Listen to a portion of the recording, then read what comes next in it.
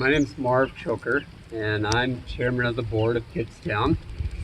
And a few months ago, I went with a team of 6 people to Nepal. We left on Valentine's Day, February 14, 2020, and went to Dubai, had a layover there, then flew on to Kathmandu, spent the night there, and then went on to West Nepal. This is my 4th trip to Nepal, and it was an absolutely phenomenal experience. It was just an honor and a great privilege to have my niece Alison come along. This was her first experience going to Nepal, and I just thought it would be great to have you share with everyone kind of your experience on the trip. So if you could just tell us your impressions of what all took place and what you learned about Kidstown along the way. Going to Nepal was a major adventure. There was a ton of experiences all the way around, but something that I was really impressed with was the whole Kidstown experience from meeting the board members. Obviously I know Marv, but going to the houses and meeting the home parents and seeing the environment that they're creating for the kids, and seeing some of the directors for the regions, Suk and Naresh. All the way from the top to the bottom. It was such a cool experience. Every home that we went to, they had open arms, and they, you could just tell it was so filled with love. It was really awesome to see that. It was also really cool to go to different homes. We took a flight from Kathmandu to West Nepal, and we saw some different orphanages there, and that was really neat too, to even just see different parts of the country and how the city was so different than the rural part of it. But that was a really neat experience too, to see that. It was really cool to see my Uncle Marv's relationship with Naresh, one of the directors there. They're like brothers, and it's so cool that they're on one side of the world. One's on one side and the other one's on the opposite side of the world. But God's working in both of their lives, and it's cool to see that they both love the same God, and no matter the cultural differences, we're all praising and serving the same God. So that was just a really cool thing to see too. So Alison, 10 days together in Nepal. Name a highlight.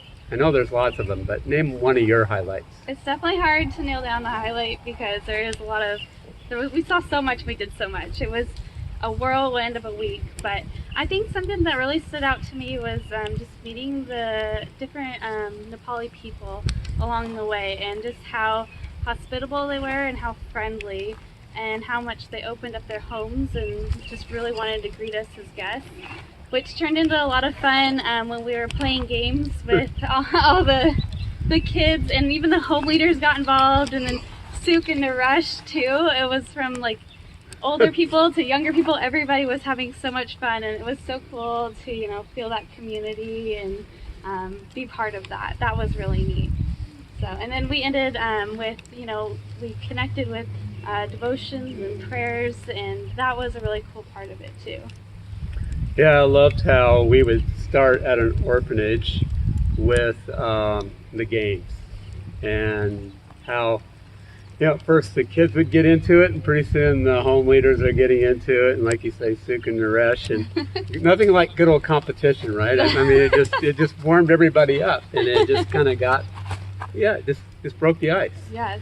And then we'd go and we'd have a time where we gave them gifts and just talked to them about the love of Jesus, and that we were there to share with them the love of Jesus, and they're sharing with us the love of Jesus. And the fact that we're from halfway around the world doesn't matter. Jesus is Jesus, and Jesus is with us and with them, and it's just an amazing thing to share the same Jesus with them. That's so true. You got a translator too. Right. And that is so cool. Different languages, and it's they sing some of the same worship songs that we sing too. So that was really neat. Very cool.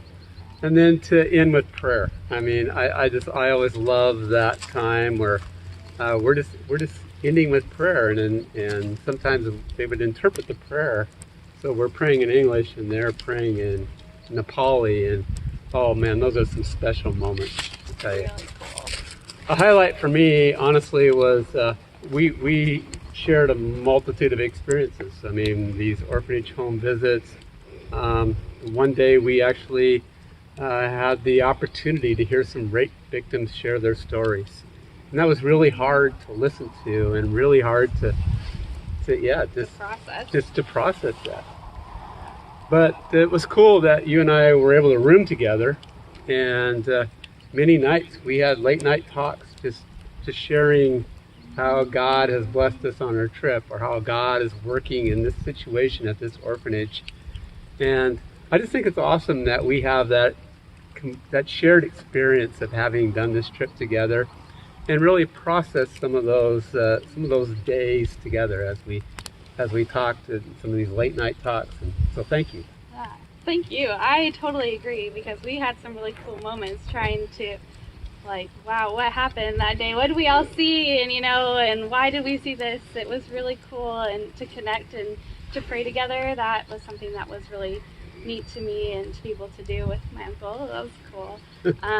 But it was just, there was a lot of moments where it was like, wow, we feel so powerless, and we feel, weak or out of control of that situation. And what's cool is that, in those moments, that's where God's the strongest, and when we are weak, that's where He shines the most. So it was really cool to be able to just kind of let go of any situation that we were like, whoa, what happened here?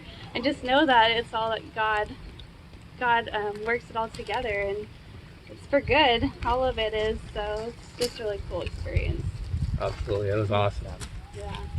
So one of the amazing things to me is we leave on February 14th with 6 of us, and some I know very well. I've been with Alvin to Nepal 4 different times. He and I go way back.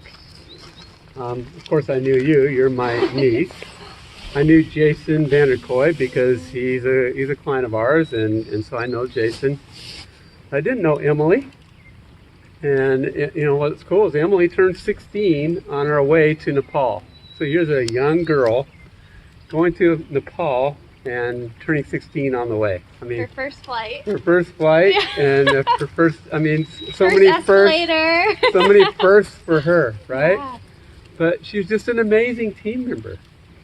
And Candy, just how great it was to have her along as well. So the diversity of the group, ages and backgrounds and so forth, experiences, and yet 10 days later we're like one. I mean, it is just amazing to just experience that together. We will forever have a bond, having experienced Nepal for 10 days together as a team. Really true. Yeah. Highlights for you about the team. Kind of like what you said, when we first get on the bus from Bellingham to Seattle, and I knew you, and I had heard of Alvin before, but I just really didn't know anybody else. So that was a little nerve-wracking, going to a different country, not knowing a lot of people. But you get on the bus and got nerves. It's a little quieter, on the way from Bellingham to Seattle. But then when you get on the bus from Seattle to Bellingham on the way back, it's like you said, we're like one. It's just we've experienced so much together, and we shared times of devotions together. We each took a turn, and the group was so diverse. We had older people and the younger people and people in the middle, and just so much different life experience that was really cool to be able to share together and to be able to connect in that way. That was really cool. Yeah, very cool. And some of our experiences, I mean, a night in the inner city of Dubai. I mean, that's crazy. That is crazy. Going, the car rides up to Surkhet in Nepal, and it's like going through a jungle. Yeah, and see monkeys, I mean, come up to the car. It was just crazy, all the experiences we had together as a team. Yeah. And I will forever treasure that. That is just such a cool thing to share together. Yeah, it is. So we want to end this video with just to God be the glory. God has, it's so cool, God has 1,000 kids in orphanage in His hands. He's got the orphanage home leaders in His hands. He's got the different country representatives in His hands. He's got the Kidstown staff in His hands. He's got the Kidstown board of directors in His hands. He's got the wonderful people who donate to Kidstown in his hands. And he's got the sponsors that sponsor individual children in his hands. To God be the glory. He does great things, and it's just so humbling to be a part of his kingdom in this way. And so we just praise you, Jesus, for all that you do for us and all you do for these kids. May you be praised.